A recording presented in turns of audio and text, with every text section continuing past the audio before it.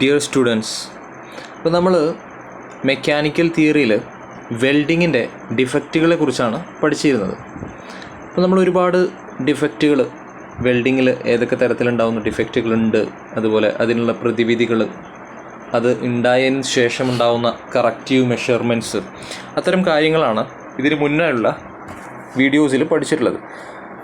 അപ്പോൾ നമ്മൾ കഴിഞ്ഞ വീഡിയോസിലായിട്ട് പഠിച്ചിട്ടുള്ള കുറച്ച് ഡിഫക്റ്റുകൾ ഞാൻ ഒന്നും കൂടി പരിചയപ്പെടുത്താം. Slag inclusion, undercut, porosity, അതുപോലെ incomplete fusion, overlap, underfill, spatter, excessive convexity, excessive weld reinforcement, incomplete penetration, excessive penetration. ഇത്രയാണ് പ്രധാനപ്പെട്ട ടൈപ്പ് ഓഫ് വെൽഡിംഗ് ഡിഫക്റ്റുകൾ. വെൽഡിങ് ചെയ്യുമ്പോൾ ഉണ്ടാകുന്ന കേടുപാടുകളാണ് ഇപ്പോൾ ഞാൻ പറഞ്ഞിട്ടുള്ളത്. ഇതിൽ നമ്മൾ ഓവർലാപ്പ്, അണ്ടർഫില്ല് അതുവരെയാണ് നമ്മൾ പഠിച്ചത്. ഈ ഒരു വീഡിയോയിൽ നമ്മൾ ആദ്യമായിട്ട് നോക്കാൻ പോകുന്നത് സ്പാറ്റർ എന്ന് പറയുന്ന ഒരു ഡിഫക്റ്റിനെ കുറിച്ചാണ്. Okay, spatter.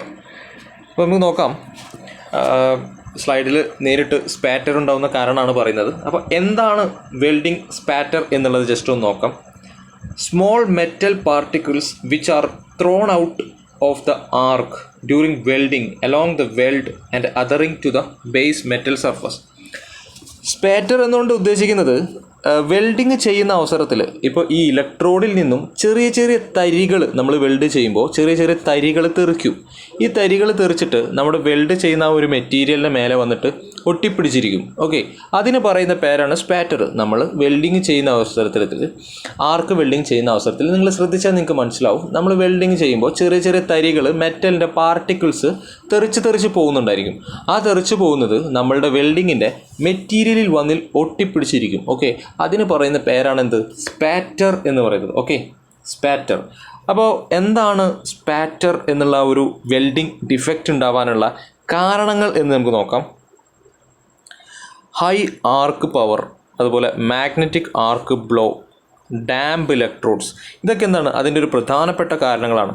ആർക്കിൻ്റെ പവർ കൂടിക്കഴിഞ്ഞാൽ, അതുപോലെ മാഗ്നറ്റിക് ആർക്ക് ബ്ലോ ഉണ്ടായിക്കഴിഞ്ഞാൽ, ഡാംപ് ഇലക്ട്രോഡ്, ഡാംപ് എന്ന് പറഞ്ഞാൽ കേടുപാടുകളുള്ള ഇലക്ട്രോഡ് വെച്ചിട്ട് നമ്മൾ വെൽഡിങ് ചെയ്യുകയാണെന്നുണ്ടെങ്കിൽ ആ ഒരു ടൈമിൽ ഈ സ്പാറ്റർ എന്നുള്ളത് ഉണ്ടാവാനുള്ള സാധ്യത എന്താണ്? വളരെയധികം കൂടുതലാണ്. ഇനിയിപ്പോൾ അതുപോലെ തന്നെ ഞാൻ പറയുന്നൊരു പോയിൻ്റ് എന്താണെന്ന് വെച്ചാൽ, നമ്മുടെ ഈ സ്ലൈഡിൽ ഇല്ലാത്തൊരു പോയിൻ്റാണ്. നമ്മൾ വെൽഡിങ് ചെയ്യുന്ന കറണ്ട് വളരെയധികം കൂടുതലാണെങ്കിൽ, അതായത് വെൽഡിങ് കറണ്ട് ടു ഹൈ ആണെങ്കിൽ അവിടെ എന്തുണ്ടാവാനുള്ള സാധ്യത ഉണ്ട്? സ്പാറ്റർ ഉണ്ടാവാനുള്ള സാധ്യത വളരെയധികം കൂടുതലാണ്. പിന്നെ അതുപോലെ തന്നെ അൺഈവൻ ഫ്ലെക്സ് കോട്ടഡ് ഇലക്ട്രോഡ്, നമ്മുടെ ഈ ഇലക്ട്രോഡ് ഉണ്ടല്ലോ, നമ്മൾ വെൽഡ് ചെയ്യുമ്പോൾ ഉപയോഗിക്കുന്ന ഇലക്ട്രോഡ് ചില സമയങ്ങളിൽ കുറച്ച് കാലപ്പഴക്കം കൊണ്ടോ അല്ലെങ്കിൽ നമ്മൾ സൂക്ഷിച്ച സ്ഥലത്തിൻ്റെ പ്രോബ്ലംസ് കൊണ്ടോ അതിൻ്റെ കോട്ടിങ് ചില അവസരത്തിൽ നഷ്ടപ്പെടാനുള്ള സാധ്യതയുണ്ട്. കോട്ടിങ് നഷ്ടപ്പെട്ട ഇലക്ട്രോഡ് വെച്ച് നമ്മൾ വെൽഡിങ് ചെയ്യുകയാണെന്നുണ്ടെങ്കിൽ ആ ഒരു അവസരത്തിൽ എന്തുണ്ടാവും? ഈ സ്പാറ്റർ എന്നുള്ളത് ഉണ്ടാവാനുള്ള സാധ്യത വളരെയധികം കൂടുതലാണ്. അപ്പോൾ അതിൻ്റെ പ്രിവെൻഷൻ എന്താണെന്ന് നമുക്ക് നോക്കാം. പ്രിവെൻഷൻ എന്നുകൊണ്ട് ഉദ്ദേശിക്കുന്നത് എന്താണ്? ഇത് ഉണ്ടാവാതെ എങ്ങനെ നമുക്ക് സൂക്ഷിക്കാം, അല്ലെങ്കിൽ സ്പാറ്റർ എന്നുള്ളത് ഉണ്ടാവാതെ എങ്ങനെ വെൽഡിങ് ചെയ്യാം എന്നുള്ളതിനാണ് പ്രിവെൻഷൻ എന്ന് പറയുന്നത്. അപ്പോൾ അതിൽ ഫസ്റ്റ് പോയിൻ്റാണ് റിഡ്യൂസ് ആർക്ക് പവർ. എന്ത് ചെയ്യാൻ പറ്റും? നമുക്ക് ആർക്ക് പവർ വേണമെങ്കിൽ എന്ത് ചെയ്യാൻ പറ്റും? റെഡ്യൂസ് ചെയ്യാം. ആർക്കിൻ്റെ പവർ റെഡ്യൂസ് ചെയ്യാം. അതുപോലെ റെഡ്യൂസ് ആർക്ക് ലെങ്ത്ത്. നമ്മൾ ഒരുപാട് ഡിസ്റ്റൻസിൽ, അതായത് നമ്മൾ വെൽഡ് ചെയ്യുന്ന ആ ഒരു വർക്ക് പീസും അതുപോലെ നമ്മുടെ ഇലക്ട്രോഡും തമ്മിലുള്ള ഡിസ്റ്റൻസ് വളരെയധികം കൂടിക്കഴിഞ്ഞാൽ അവിടെ എന്തുണ്ടാവും? സ്പാറ്റർ ഉണ്ടാവും. അപ്പോൾ നമുക്ക് എന്ത് ചെയ്യാൻ പറ്റും? റെഡ്യൂസ് ആർക്ക് ലെങ്ത്ത്. ആർക്കിൻ്റെ ലെങ്ത്തിനെ നമുക്ക് എന്ത് ചെയ്യാൻ പറ്റും? ഒന്ന് ചെറുതാക്കാൻ സാധിക്കും. അതുപോലെ യൂസ് ഡ്രൈ ഇലക്ട്രോഡ് ഞാൻ നേരത്തെ പറഞ്ഞു, ഇലക്ട്രോഡ് ചിലപ്പോൾ നമ്മൾ സൂക്ഷിക്കുമ്പോൾ ചിലപ്പോൾ നനവ്, ഈർപ്പമൊക്കെ വരാൻ സാധ്യത ഉണ്ട്. അപ്പോൾ അതൊക്കെ ഉണ്ടെങ്കിൽ ഈ സ്പാറ്ററിന് കാരണമാവും. അപ്പോൾ ഡ്രൈ ആയിട്ടുള്ള ഇലക്ട്രോഡ് നമ്മൾ യൂസ് ചെയ്യാം. ഓക്കെ, അതുപോലെ പിന്നെ നമുക്ക് എന്ത് ചെയ്യാൻ പറ്റും? നേരത്തെ പറഞ്ഞ പോലെ കറണ്ട്, നമ്മൾ യൂസ് ചെയ്യുന്ന വെൽഡിങ്ങിന് കറണ്ട് എന്ത് ചെയ്യാം? ഒരു പ്രോപ്പറായിട്ടുള്ള കറക്റ്റ് കറണ്ട് യൂസ് ചെയ്യാം. അതുപോലെ നല്ല കോട്ടിങ്ങോട് കൂടിയിട്ടുള്ള നല്ല ഇലക്ട്രോഡ് യൂസ് ചെയ്താൽ ഈ പ്രോബ്ലംസ് നമുക്ക് എന്ത് ചെയ്യാൻ പറ്റും? അവോയ്ഡ് ചെയ്യാൻ പറ്റും. പിന്നെ കറക്റ്റീവ് ആക്ഷൻ, അതായത് റിപ്പയർ എന്ന് പറഞ്ഞ് കൊടുത്തിട്ടുണ്ട്. റിപ്പയർ എന്ന് പറഞ്ഞാൽ ഇത് സംഭവിച്ചു പോയി, സ്പാറ്റർ ഓൾറെഡി ഉണ്ടായിപ്പോയി, അപ്പോൾ പിന്നീട് നമുക്ക് എന്ത് ചെയ്യാൻ പറ്റും എന്നുള്ളതാണ് കറക്റ്റീവ് ആക്ഷൻ അഥവാ റിപ്പയർ എന്നുള്ളതുകൊണ്ട് ഉദ്ദേശിക്കുന്നത്. നമുക്ക് എന്ത് ചെയ്യാൻ പറ്റും? Remove by mechanical process. അതായത് മെക്കാനിക്കൽ പ്രോസസ്സ് എന്ന് ഉദ്ദേശിക്കുന്നത് ചിപ്പിംഗ് ഹാമർ, നമ്മുടെ ചെറിയ ചെറിയ ചിപ്പിംഗ് ഹാമർ ഉണ്ടാവും, ഉളി പോലത്തെ ഒരു സാധനം ചെത്തി മാറ്റുന്നതിന്. അപ്പോൾ ഈ മെറ്റലിൻ്റെ തരികൾ നമുക്ക് എന്ത് ചെയ്യാൻ പറ്റും, ആ ചിപ്പിംഗ് ഹാമർ വെച്ചിട്ട് തട്ടിക്കളയാൻ പറ്റും. ഓക്കെ, തട്ടിക്കളയാൻ പറ്റും. ചെറിയൊരു രീതിയിൽ ഫിനിഷിങ്ങിനെ ബാധിക്കുമെങ്കിലും നമുക്ക് എന്ത് ചെയ്യാൻ പറ്റും, ആ സ്പാറ്ററിനെ നമ്മളുടെ വെൽഡിങ്ങിൻ്റെ മെറ്റീരിയലിൽ നിന്നും മാറ്റാൻ സാധിക്കും. അതാണ് അതിലുള്ള കറക്റ്റീവ് ആക്ഷൻ എന്ന് പറയുന്നത്. ഓക്കെ,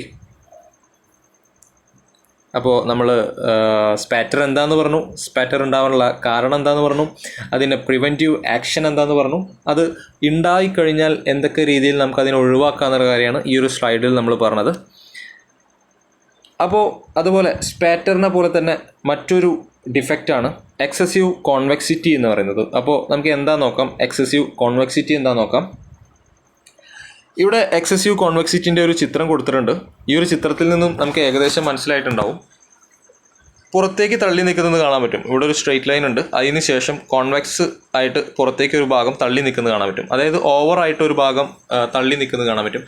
അങ്ങനെ വെൽഡിങ് ചെയ്യുന്ന അവസരത്തിൽ ഓവറായിട്ട് പുറത്തേക്ക് തള്ളി നിൽക്കുന്നതിന് പറയുന്ന പേരാണ് എക്സസ് കോൺവെക്സിറ്റി. എക്സസ് എന്ന് പറഞ്ഞാൽ അധികം എന്നാണ് മീനിങ്. കോൺവെക്സിറ്റി എന്ന് പറഞ്ഞാൽ നമുക്കറിയാം, നമ്മൾ ചെറുപ്പത്തിൽ പഠിച്ചിട്ടുണ്ടാകും കോൺവെക്സ് ദർപ്പണം, അതുപോലെ കോൺകേവ് ദർപ്പണം എന്നൊക്കെ.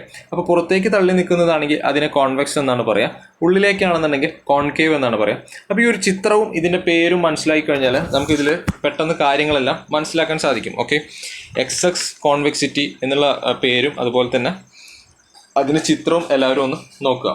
ഓക്കെ, അപ്പോൾ ഞാൻ എന്താണ് ഈ എക്സസ് കോൺവെക്സിറ്റി എന്നുള്ളതെന്ന് പറയാം.